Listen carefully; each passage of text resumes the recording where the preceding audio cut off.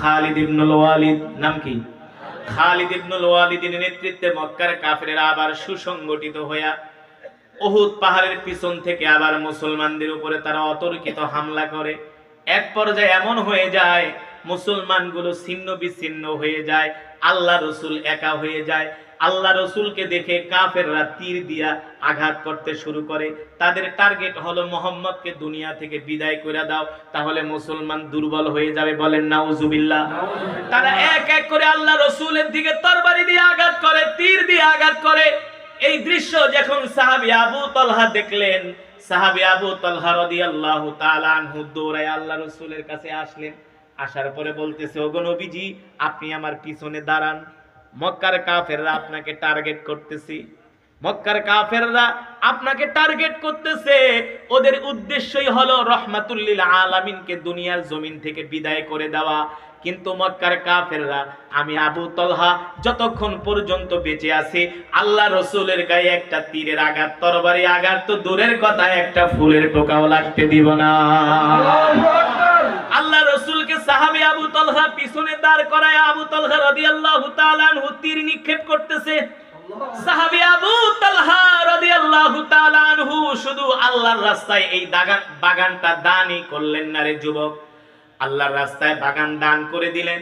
তার যত সম্পদ ছিল সব সম্পদগুলো আল্লাহর রাস্তায় দান করে দিলেন।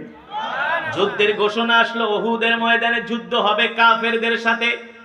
একদিকে মুসলমানের সংখ্যা হলো ১৫০০০, আর একদিকে কাফেরদের সংখ্যা হলো ৩০০০। মক্কার কাফেরদের সাথে মুসলমানের যুদ্ধ হয়ে গেল। আবু তালহা তার বাগান আল্লাহর রাস্তায় দান করে আল্লাহ রসুলের সাথে যুদ্ধের ময়দানে রওনা হয়ে গেলেন। আল্লাহু আকবার। আল্লাহ রসুলের সাথে যুদ্ধের ময়দানে রওনা হয়ে গেলেন। আল্লাহর নবী ১৫০০ সাহাবী নিয়ে উহুদের ময়দানে গেলেন ৩০০০ কাফেরের সাথে লড়াই করার জন্য। মুসলমানরা যখন ময়দানে গেলেন, এক ময়দানে যায় যখন মুসলমানরা তাবু গাড়লেন, মক্কা থেকে যে ৩০০০ কাফের আসছে মদিনায় হামলা করার জন্য, এক দৌড় দিছে। মুসলমানের এই দল দেখে মুসলমানরা তাদের তরবারি নিয়ে, ঘোড়া নিয়ে মক্কার কাফেরদের উপরে এমন ভাবে ক্ষিপ্র তীব্র গতিতে আক্রমণ শুরু করছে। ওই আক্রমণে আর মক্কার কাফেরেরা টিকতে পারে নাই। ওই আক্রমণের অগ্রভাগে ছিলেন রাসূলের সাহাবী আবু তালহা। বাগান দান করছে, সেখানেও এক নাম্বার, যুদ্ধের ময়দানেও সবার আগে। সুবহানাল্লাহ। যুদ্ধের ময়দানেও বাগানও দান করছে, বড় বাগান। যুদ্ধের ময়দানেও সবার আগে। আল্লাহু আকবার। আর আমরা হইলে কইতাম কে মাদ্রাসায় দান করছি না, আবার আমি কি লেগে তো খাটতে যাবো, ঠিক কিনা বলো? না না না, দিনের পথে দানও করতে হয়, আবার শারীরিক পরিশ্রমও করতে হয়, তাহলে সওয়াব বেশি পাওয়া যায়। সাহাবী আবু তালহা উহুদের ময়দানে সবার আগে আগে তরবারি নিয়ে হাঁটতেছেন। সাহাবীরা ডাক দিয়ে বলে, আবু তালহা আপনি সবার আগে, কারণ কি? বলে, আমার হাতে যেই তরবারিটা দেখতেছো, এই তরবারি দিয়ে আমি শিকারের অপেক্ষায় আছি। আর আস্তে করে আল্লাহু আকবার। কি শিকার? মাছ, চলন বিলের মাছ। কি শিকার? কাফেরদের। আল্লাহু আকবার। কেমন ছিল সাহাবীদের ঈমান? বলে, আমি প্রতিদিন শিকার করার জন্য বের হই, এই তরবারি দিয়ে কোন কাফের আমার হাত থেকে বাঁচতে পারে না। আল্লাহু আকবার। হযরত আবু তালহা সহ ১৫০০ সাহাবী এমন এক ক্ষিপ্র আক্রমণ করলেন, মক্কার কাফেররা ছিন্ন বিচ্ছিন্ন হয়ে গেল, ছন্নছাড়া হয়ে গেল। তারা মদিনা থেকে পালায়া মক্কার দিকে দৌড় শুরু করলেন। সকাল থেকে সন্ধ্যা হয়ে যায়, মক্কার কাফেররা আর আসে না। এবার মুসলমানরা যেই ঘোড়া, অস্ত্র শস্ত্র, খাবার দাবার ফেলে তারা পালায় গেছে, সেগুলো মুসলমানরা এবার গনিমতের মাল সংগ্রহ করা শুরু করেছে। সন্ধ্যা হয়ে যায়, মক্কার কাফেরেরা আসে না, সূর্য ডুববে ডুববে অবস্থা। ওই সময় মক্কার কাফেররা, পরবর্তীতে যিনি মুসলমান হয়েছেন রাসূলের একজন সাহাবী, যার নাম হলো খালিদ ইবনুল ওয়ালিদ। নাম কি? খালিদ ইবনুল ওয়ালিদের নেতৃত্বে মক্কার কাফেররা আবার সুসংগঠিত হইয়া উহুদ পাহাড়ের পিছন থেকে আবার মুসলমানদের উপরে তারা অতর্কিত হামলা করে। এক পর্যায়ে এমন হয়ে যায় মুসলমানগুলো ছিন্ন বিচ্ছিন্ন হয়ে যায়, আল্লাহ রসুল একা হয়ে যায়। আল্লাহ রসুলকে দেখে কাফেররা তীর দিয়া আঘাত করতে শুরু করে। তাদের টার্গেট হলো মুহাম্মদকে দুনিয়া থেকে বিদায় করে দাও, তাহলে মুসলমান দুর্বল হয়ে যাবে। বলেন নাউজুবিল্লাহ। তারা এক এক করে আল্লাহ রসুলের দিকে তরবারি দিয়ে আঘাত করে, তীর দিয়ে আঘাত করে। এই দৃশ্য যখন সাহাবী আবু তালহা দেখলেন, সাহাবী আবু তালহা রাদিয়াল্লাহু তাআলা আনহু দৌড়ায় আল্লাহ রসুলের কাছে আসলেন। আসার পরে বলতেছে, ওগো নবীজি, আপনি আমার পিছনে দাঁড়ান, মক্কার কাফেররা আপনাকে টার্গেট করতেছে। মক্কার কাফেররা আপনাকে টার্গেট করতেছে। ওদের উদ্দেশ্যই হলো রাহমাতুল লিল আলামিনকে দুনিয়ার জমিন থেকে বিদায় করে দেওয়া। কিন্তু মক্কার কাফেররা, আমি আবু তালহা যতক্ষণ পর্যন্ত বেঁচে আছি, আল্লাহ রসুলের গায়ে একটা তীরের আঘাত, তরবারি আঘাত তো দূরের কথা, একটা ফুলের টোকাও লাগতে দিব না। আল্লাহ রসুলকে সাহাবী আবু তালহা পিছনে দাঁড় করায় আবু তালহা রাদিয়াল্লাহু তাআলা আনহু তীর নিক্ষেপ করতেছে। মক্কার কাফেররা দেখতেছে আল্লাহ রসুলের সামনে রসুলের সাহাবী আবু তালহা সীসা ডালা প্রাচীরের মতো দাঁড়ায় গেছে। আল্লাহ রসুলকে আড়াল করে ডাল হয়ে দাঁড়ায় গেছে। আল্লাহু আকবার। আল্লাহ তাআলা এই কারণেই তো কোরআনের আয়াত নাযিল করছে, ইন্নাল্লাহা আশতারা মিনাল মুমিনিনা আনফুসাহুম ওয়া আমওয়ালাহুম বিআন্না লাহুমুল জান্নাহ ইউকাতিলুনা ফি সাবিলিল্লাহি ফায়াকতুলুনা ওয়া ইউকতালুন। আরে যারা মুমিন তারা কখনো জিহাদের ময়দানে ভয় পায় না, ঠিক কিনা বলো? যারা মুমিন তারা কখনো যুদ্ধের ময়দানে নিজের জীবনটাকে শহীদ করতে তারা ভয় পায় না। যেমন আমাদের আলেম ওলামারা ভয় পায় নাই, পাইছে? আলেম ওলামারা ভয় পায় নাই। আল্লাহ রাব্বুল আলামিন বলেন, যারা মুমিন আমি আল্লাহ তাদের জান মালগুলো জান্নাতের বিনিময়ে ক্রয় করে নিয়েছি। ইন্নাল্লাহা আশতারা মিনাল মুমিনিন, ইশতারা মানে ক্রয় করা। আল্লাহ তাআলা বলে, আমি ক্রয় করে নিছি, কিনা নিছি। তোমাদের জানার মাল আমি আল্লাহ কিনা নিছি কিসের বিনিময়ে? কথা বলে না, কথা বলে না। কিসের বিনিময়ে? এ যুবক, আজকের মাহফিল থেকে ভালো করে শুনে যাও, তুমি তোমার জীবনের মালিক না, জীবনের মালিক হলেন কে? তুমি তোমার যৌবনের মালিক না, তোমার যৌবনের মালিক। এই যে তোমার দেহ, তোমার শরীর, এত সুন্দর চেহারা। এই যে এক ভাই কত সুন্দর চেহারা দেখেন, এই যে মুখে দাড়ি নাই, আপেলের মতো চেহারা। এই সুন্দর চেহারার মালিক দোস্ত তুমি না, কি? জোরে বলেন কে? এই যে শরীরে শক্তি, শক্তি দিয়েছেন কে? আজকে যদি তোমার লো প্রেসার হয়, তুমি আর দাঁড়ায় থাকতে পারবা না। হাই প্রেসার হইলেও দাঁড়ায় থাকতে, শরীরের শক্তি না থাকলে কথা বলতে পারবা না। তোমার শরীরে, আমার শরীরে যে শক্তি আছে, এই শক্তি কে দিয়েছেন? আল্লাহ রাব্বুল আলামিন বলেন, তোমাদের জান মাল, তোমাদের সম্পদ আমি আল্লাহ জান্নাতের বিনিময়ে ক্রয় করে নিয়েছি, কিনা নিছি। কিনা ডাইরেক্ট কথা। আপনারা বাজারে মাল বিক্রি করতে যান, গরু বিক্রি করেন, করেন না? খাসি বিক্রি করেন, অনেক কিছু বিক্রি করেন, এগুলো মানুষ টাকার বিনিময়ে যখন কিনা নিয়ে যায়, তখন কিন্তু আপনি ওই সম্পদের মালিক। আপনি যদি অর্থ না দেন, তাহলে কিন্তু আপনি আপনার মালও দিবেন, অর্থ না দিলে আপনার মালও দিবেন না। আল্লাহ রাব্বুল আলামিন বলেন, এই দুনিয়াতে আমি মুমিনের জীবনটা কিনা নিছি, তাদের মালগুলো কিনে নিছি কিসের বিনিময়ে? অনন্ত জান্নাতের বিনিময়ে। সুবহানাল্লাহ। যে জান্নাতে মানুষ প্রবেশ করলে আর কোনোদিন বের, যে জান্নাতে কোনো কষ্ট নাই, গ্যাস্ট্রিকের ব্যথা নাই, মাথা ব্যথা নাই। না, কত কষ্ট দুনিয়াতে, কত কষ্ট। এই দুনিয়া কি আরামের জায়গা নাকি? যারা দুনিয়াকে আরামের জায়গা মনে করে, ওরা হইলো সবচেয়ে বড় মূর্খ, সবচেয়ে বড় বোকা। যারা দুনিয়ার ক্ষমতার জন্য মারামারি করে, মিথ্যা মামলা দেয়, ওদের মতো গণ্ড মূর্খ আর পৃথিবীতে নাই। কেন বলি? বলবো, এই যে দেখেন, তুমি মিথ্যা কথা কয়া মানুষে মাইরা দিরা সম্পদ কামাইলা, কয় টাকা খাইবা? কয় টাকা? যার রিজিকে মানুষ আর কতদিন আরামায়েশ করতে পারে? আপনি 60 বছর বাঁচলে আপনি এভারেজে হিসাব করেন 10 বছর আপনি আরামে থাকতে পারেন নাই। অসুখ বিসুখ, যায় ঝামেলা, মামলা মোকদ্দমা, হাসপাতাল, কেস, ঠিক কিনা? এই সমস্যা, ওই সমস্যা, গ্যাস্ট্রিকের ব্যথা, অম্বলের ব্যথা। তার মানে দুনিয়া শান্তির জায়গা না, আরামের জায়গা। দুনিয়া হলো পরীক্ষার জায়গা। আসসিজনুল মুমিনি ওয়া জান্নাতুল, এই দুনিয়াটা মুমিনের জন্য একটা জেলখানা। জেলখানায় কি শান্তি আছে নাকি? জেলখানায় শান্তি আছে? জেলখানায় কখনো শান্তি নাই, ঠিক কিনা বলেন? যারা জেল খাইতেছে ওরা কে বাবারে জীবনে কোনোদিন জেলে যাবো না, ঠিক কিনা বলেন? জেলের ডাইলের পানি আর জেলের মায়ের, জেলে যে কষ্ট দেয়, ঘুমাইতে দেয় আধা জায়গা, বাথরুম তাও দরজা নাই জানলা নাই, খালি একটু ওয়াল, ঠিক মতো পানিও খরচ করতে পারি না, এক বালতি পানি দেয় ওইটা দিয়ে বাথরুম, ওইটা দিয়ে গোসল। তো এই জেলখানা কি আরামের জায়গা নাকি? আসসিজনুল মুমিনি ওয়া জান্নাতুল কাফির, দুনিয়াটা মুমিনের জন্য হলো একটা জেলখানা আর কাফেরদের জন্য হলো জান্নাত। ঠিক কিনা বলুন? এই দুনিয়াতে চোর বাটপারদের জন্য হলো জান্নাত আর মুমিনদের জন্য হলো জেলখানা। ঠিক কিনা বলুন? ও মুসলমান, আল্লাহ রাব্বুল আলামিন সেই কথাই কোরআনের মধ্যে বলছেন, আমি আল্লাহ মুমিনের জান মালকে জান্নাতের বিনিময়ে ক্রয় করে নিয়েছি। আল্লাহু আকবার। আর যারা মুমিন তারা জিহাদের ময়দানে যায়, কি করে ইউকাতিলুনা ফি সাবিলিল্লাহ, তারা কাফেরদেরকে হত্যা করে। শুধু হত্যা করে না, কাফেরদেরকে মারে, আবার নিজেও মরে। ঠিক কিনা বলুন? ইউকাতিলুনা ফি সাবিলিল্লাহি ফায়াকতুলুনা ওয়া ইউকতালুন। আল্লাহ রাব্বুল আলামিন বলেন, যারা মুমিন তারা জিহাদের ময়দানে যায়, তারা কাফেরদেরকে মারে, আবার নিজেও মরে। ওই যে রাসূলের সাহাবী আবু তালহা আল্লাহ রাসূলকে আড়াল করে দাঁড়ায় কাফেরদের দিকে তীর নিক্ষেপ করতেছি।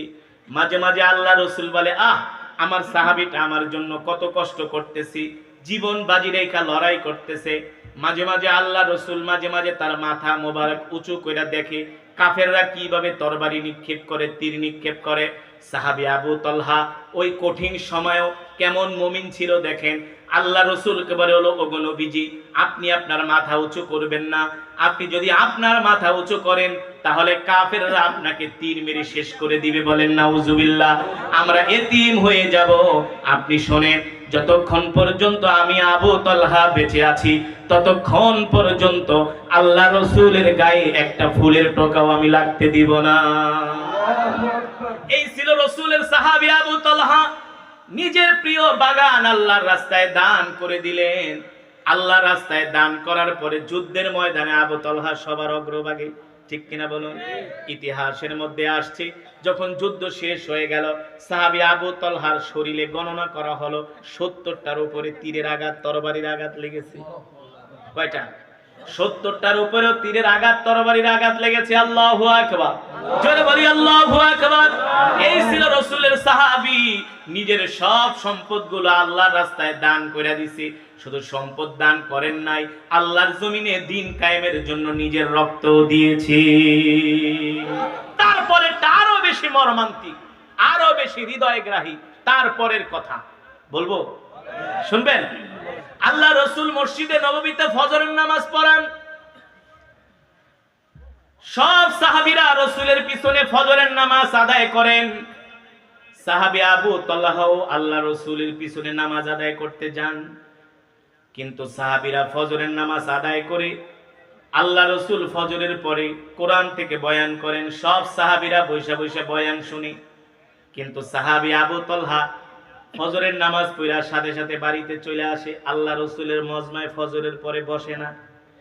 কিছু সাহাবীরা যায়া বিচার দিলেন, নালিশ করলেন, ওগো আল্লাহর নবী, আমরা প্রতিদিন ফজরের পরে আপনার মজমায় বসি, আপনার বয়ান শুনি, কিন্তু আপনার সাহাবী আবু তালহা ফজরের পরে মজমায় বসে না, তিনি বাড়িতে চলে যায়। আল্লাহ রাসূল বলেন, বলো কি? বলে, হ্যাঁ। আল্লাহ রাসূল একদিন ফজরের নামাজ শেষ করে সালাম ফিরালেন, আসসালামু আলাইকুম ওয়া রাহমাতুল্লাহ, আসসালামু আলাইকুম ওয়া রাহমাতুল্লাহ। দেখি আবু তালহা নাই, সবাই আছে, আবু তালহা নাই, তিনি বাড়িতে চলে গেছে। পরের দিন যখন ফজরের নামাজে রাসূলের সাহাবী আবু তালহা আসছে, আল্লাহ রাসূল ডাক দিচ্ছেন, ইয়া আবু তালহা তাল, এদিকে আসো। এ আবু তালহা, আজকে তুমি ফজরের নামাজের পরে বাড়িতে যাবে না, মজমায় বসবা, তোমার সাথে আমার কথা আছে। এই কথা যখন সাহাবী আবু তালহাকে আল্লাহ রাসূল বলছে, সাহাবী আবু তালহা শোনার পরে তিনি বুঝছেন নিশ্চয়ই কোনো ঘটনা আছে, কারণ সাহাবীরা তার নামে নালিশ দিছে। যখন ফজরের নামাজ শেষ হয়ে গেল, আবু তালহা রাদিয়াল্লাহু তাআলা আনহু মসজিদে নববীতে বসে আছে। আল্লাহ রাসূল সালাম ফিরে ডাক দিলেন, এদিকে আসো আবু তালহা, ও আবু তালহা এদিকে আসো। সাহাবী আবু তালহা আসলেন। আল্লাহ রাসূল ডাক দিলেন, আবু তালহা, আমি প্রতিদিন ফজরের নামাজের শেষে কোরআন থেকে বয়ান করি, সব সাহাবীরা বসে বসে শুনে। তুমি বাড়িতে চলে যাও, কারণটা কি? সবাই বসে আর তুমি বসো না, কারণটা কি? সাহাবী আবু তালহা বলেন, ওগো আল্লাহর নবী, আমি বাড়িতে চলে যাই, এটার অনেক বড় একটা কারণ আছে। আল্লাহর নবী বলে, কারণ আছে নাকি আমি তোমার মনে কোনো কষ্ট দিছি, এই কারণে তুমি বাড়িতে চলে যাও, আমার মজমায় বসো না? সাহাবী আবু তালহা ডাক দিয়া বলেন, ফিদাকা আবি ওয়া উম্মি ইয়া রাসূলুল্লাহ, ওগো আল্লাহর রাসূল, আপনার জন্য আমার মা বাবা কুরবান হয়ে যাক, আমি আপনার জন্য কুরবান হয়ে যাই। আপনি কি বলেন? আপনি আমার মনে কষ্ট দিবেন? ওগো আল্লাহর রাসূল, আমি তো ওই আবু তালহা, যে আবু তালহা আপনার প্রেমে পাগল হইয়া কালেমা পড়ে মুসলমান হয়ে গেছি। আমি তো ওই আবু তালহা, আপনার জবানে কোরআন শুনে আমি কালেমা পড়ে মুসলমান হয়ে গেছি।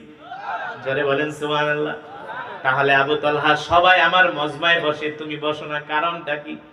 সাহাবী আবু তালহা আল্লাহ রাসূলকে উদ্দেশ্য করে বলে, ওগো নবীজি, আপনি আমার দিকে তাকায় দেখেন, এই যে আমার শরীরের মধ্যে যে একটা কাপড় দেখতেছেন, এই একটা কাপড় ছাড়া আমার আর কোনো পরিধেয় বস্ত্র নাই। আমার না, শুধু আমার স্ত্রীরও কোনো কাপড় নাই। একটা কাপড় আমরা স্বামী স্ত্রী দুইজনে ভাগাভাগি করে একটা কাপড় আমরা পরিধান করি। ওগো নবীজি, আপনি তো জানেন আমার যত সম্পদ ছিল সব সম্পদ আমি আল্লাহর রাস্তায় দান করে দিছি।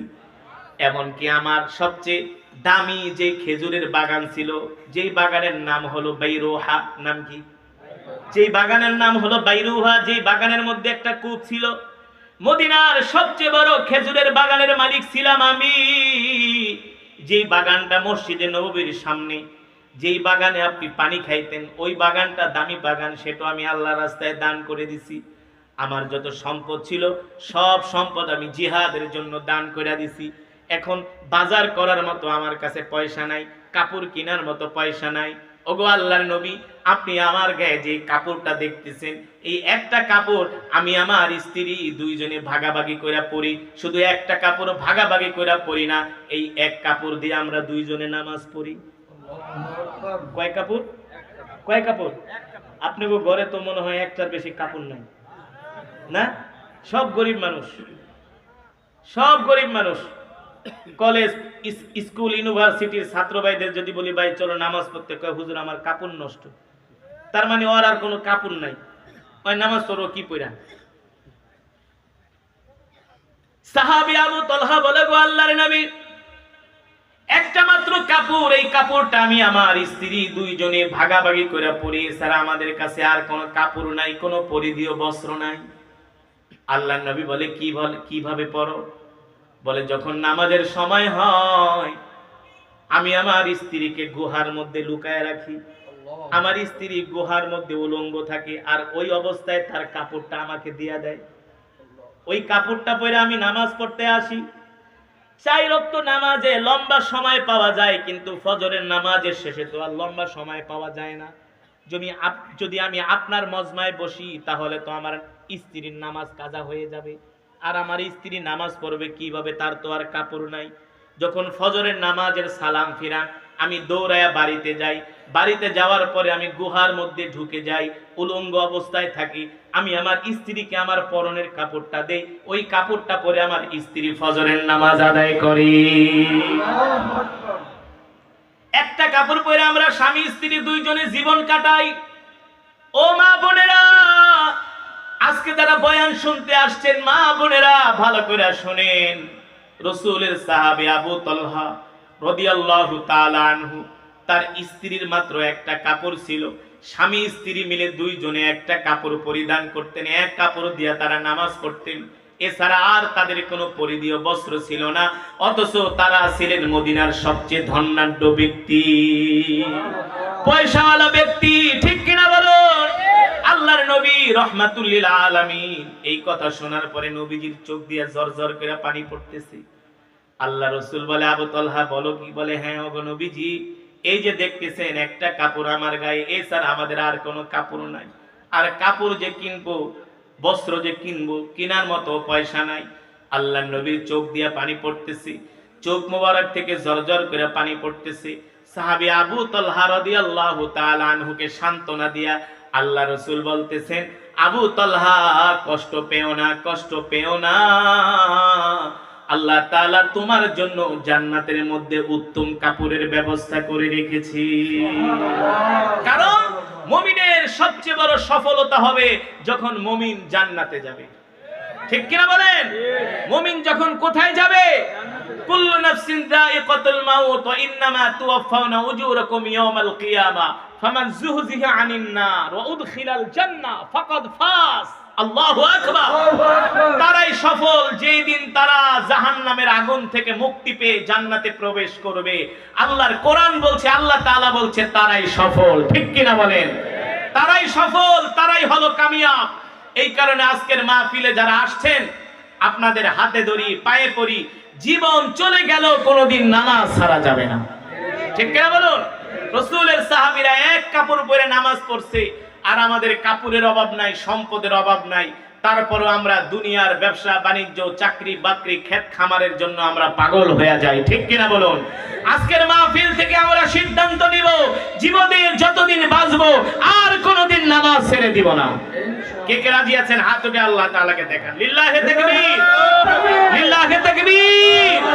আল্লাহকে ডাক দেন, ইয়া আল্লাহ, আরো জোরে বলি ইয়া আল্লাহ।